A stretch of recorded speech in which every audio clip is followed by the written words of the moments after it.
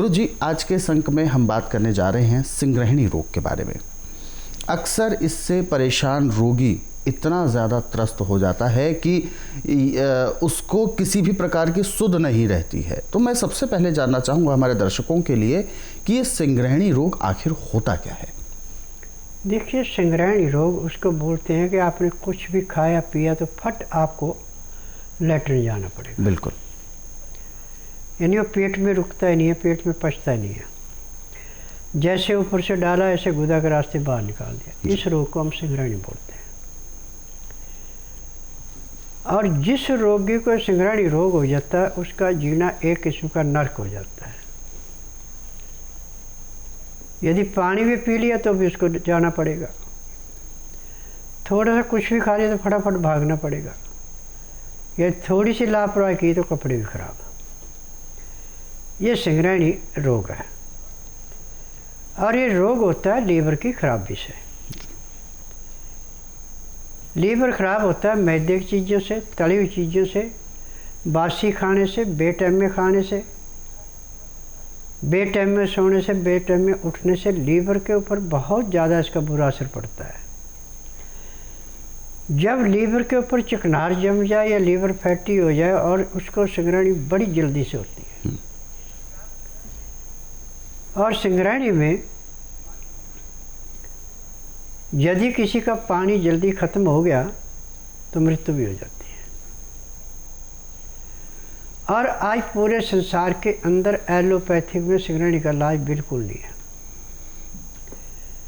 परंतु आज मैं टीवी के माध्यम से जो नुस्खा आपको बताने जा रहा हूँ, यदि आप इसको ध्यानपूर्वक सुनते हैं, समझते हैं, लिख करके रखते हैं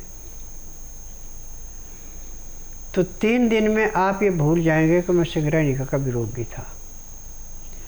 परंतु दवाई आपको कम से कम 2 महीने लगातार खानी पड़ेगी।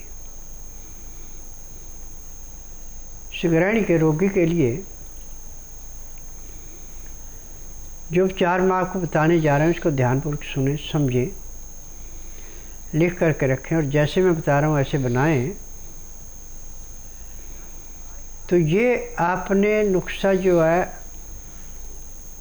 हर 4 घंटे बाद 1 चाय वाला चम्मच लेना है और इसमें गाय के दूध की या बकरी के दूध की लस्सी चाहिए, उसके साथ लेना है। इसको पानी से या दूध से नहीं लेना।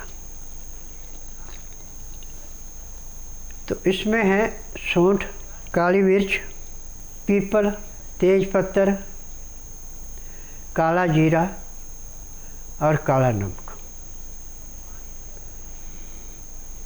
यदि एक सिंग्रहणी वाला तो उसके लिए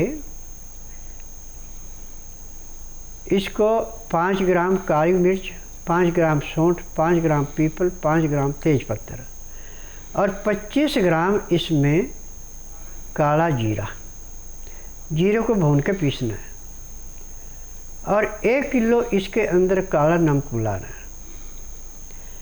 अब ये सारी चीज़ें कूट के पीस के जितनी बारीक करेंगे उतना ही अच्छा लाभ होगा। और इसको किसी भी ऐसे डब्बे में रखें जिसमें नमीदार हवा न जाए। यदि नमीदार हवा जाएगी तो इसका पानी बन जाएगा। नमीदार हवा नहीं जाएगी तो बिल्कुल मुलायम रहेगा और खुश्क रहेगा। अब इसमें से चाय वाला 1 चम्मच लिया, यानी समझो कि 5 ग्राम के लगभग, और 1 कप गाय के दूध की लस्सी के साथ, चाहे इसका फक्का मार के ऊपर से लस्सी पिए, चाहे लस्सी में घोल के इसको पी लें। तो एक ही खुराक से जैसे नदी में बांध लगाते हैं ऐसे बांध लगना शुरू हो जाएगा। दूसरी खुराक 4 घंटे बाद लेनी। 3 खुराकें 4-4 घंटे के फासले से लेते हैं। यानी जैसे सुबह आपने 6 बजे पहली खुराक ले ली तो दूसरी खुराक लेनी आपने जाके 10 बजे और तीसरी खुराक लेनी आपने जाके 2 बजे। तो 3 खुराकों में पहले दिन जो आपको बार बार भागना पड़ता था उसमें कंट्रोल हो जाएगा। अब आपका लीवर जो पचा नहीं रहा था, सीधा जाके पेट में डाल के और गुदा के रास्ते बाहर निकाला था, वो उस पर ब्रेक लग जाएगी। और ये क्रिया आप लगातार 3 महीने करेंगे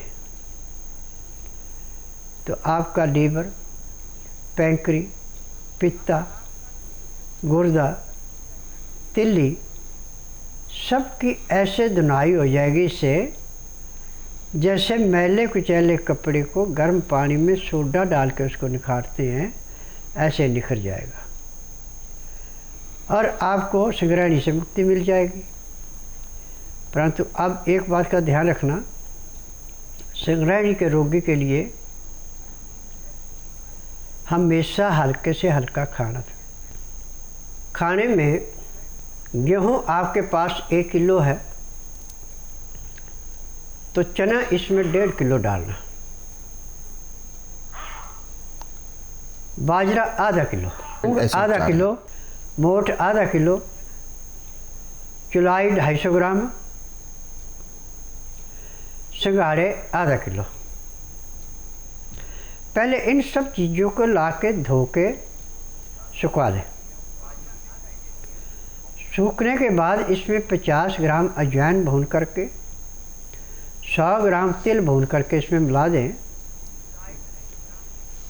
जब आप इसको मिला के इसका आटा बनाएंगे तो आटा आपने ऐसे रखना जैसे जब नदी के किनारे का रेता सरकता है, ज़्यादा बारीक नहीं करना और आटे को छानना नहीं है।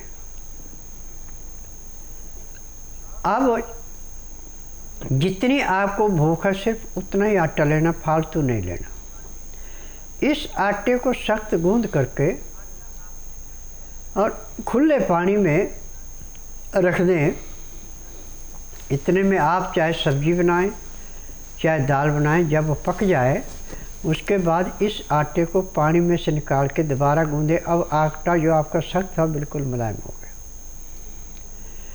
अब इसकी जब आप रोटी बनाएंगे तो रोटी जब आपकी तैयार होगी, पक गई, तो दाल सब्जी जो भी आपने बनाई उसको थाली में डालें और गरम गरम रोटी उसके अंदर डाल दें। अब ये रोटी उसके अंदर बिल्कुल गल जाए, जैसे सूप पीते से पीने के काबिल रहे, इसकी गराइयाँ नहीं लेनी। जब आप इस क्रिया से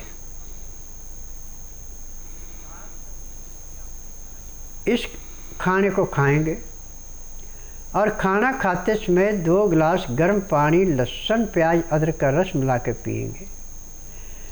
परंतु जो पानी आपने गर्म लेना 15 से 18 डिग्री होना चाहिए, इससे ऊपर नहीं होना चाहिए और ना 15 डिग्री से नीचे होना चाहिए।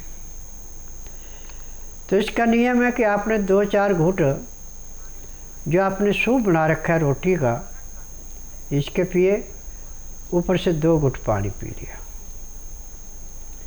फिर 2-4 घूंट सूप के पिए, 2 घूंट पानी पी लिया। पानी पीने में, खाना खाने में आप 1 घंटे का समय लगाएंगे और उसके बाद दातन कूड़ा करके बड़ी इलायची मुंह में रख के चूसते रहें और 5 मिनट के लिए वज्रासन बैठ जाएं। 5 मिनट के बाद, दिन का टाइम है तो 10 मिनट घूम करके 20 मिनट के लिए आप सब आसन लेट जाएं। फिर 5 मिनट के लिए बाईं साइड लेटें, 3 मिनट के लिए दाईं साइड लेटें। फिर उसके बाद आप अपना जो भी कार्य करना करें। अब आपको जो कुछ खाना के साथ पानी पीने के बाद भागना पड़ता है वो भागना नहीं पड़ेगा। परंतु जब तक ये जो चूर्ण आपने बनाया है ये ख़त्म ना हो जाए, तब तक आपने इसी नियम को अपनाना जो मैं आपको बता रहा हूँ। रात का खाना दिन अस्त होने से 1.5-2 घंटे पहले खा लें और दिन का खाना 10 बजे तक खाना है। रात का खाना खाने के बाद जब आप वज्रासन से उठे तो कम से कम आधा घंटा फिर आपको सैर करनी है, चाहे पार्क में करें, चाहे अपनी बालकनी में करें, चाहे मकान की छत पे करें, चाहे रोड पे करें। उसके बाद 1.5 घंटे तक आपको विश्राम करना, उसमें धार्मिक किताबें पढ़ें, धार्मिक सीरियल देखें, किसी अपने पराये से बात करें। ठीक 9 बजे आपको सोना पड़ेगा और सुबह 4 बजे उठ के आपका पेट एकदम ऐसे साफ होगा जैसे सिर के ऊपर से बोझा फेंकते हैं। बाथरूम बाद में आएगा। उसके बाद दातन कूड़ा करके फिर आप आधा घंटा कपालभाति, 15 मिनट भस्त्रिका, 8-10 बार अग्निसार, 15-20 बार उज्जयी, 25-30 बार ब्रह्मणी, 1 घंटा लोन वलोन करना अति आवश्यक है, तो आपको पूर्ण लाभ होगा। अब इस क्रिया को यदि आप प्रतिदिन करते हैं तो मैं आपको दावे से कह सकता हूँ कि आपको अब जब तक आपके शरीर में सांस है, आपको किसी डॉक्टर हकीम के पास जाने की जरूरत नहीं पड़ेगी। जो चूर्ण आप ये बना के खाएंगे, इस चूर्ण से आपके पैर के तलुए से सिर के बाल तक की नस नाड़ियाँ ऐसे खुल गई हैं जैसे गंदी नाली में गर्म पानी में तेजाब डाल के नाली को साफ करते, उसमें कहीं भी कूड़ा कर रुकता नहीं है।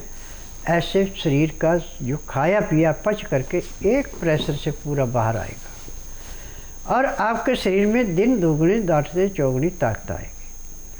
परंतु एक बात का ध्यान रखना, चीनी, चाय, कॉफ़ी, मीट, अंडा, मछली, आर्टिफिशियल चीज़ें जैसे ब्रेड है, बिस्कुट है, पराठा है, पूरी है, कचौरी है, बर्गर है, पिज़्ज़ा, इनसे बिल्कुल दूर रहना। सब्जियां जो खानी है नरम छिलके वाली, दालें जो खानी है छिलके के साथ, धुली हुई दाल और छिली हुई सब्जी कभी ज़िंदगी में नहीं खानी, नहीं तो आपको रोगों से जूझना ही पड़ेगा।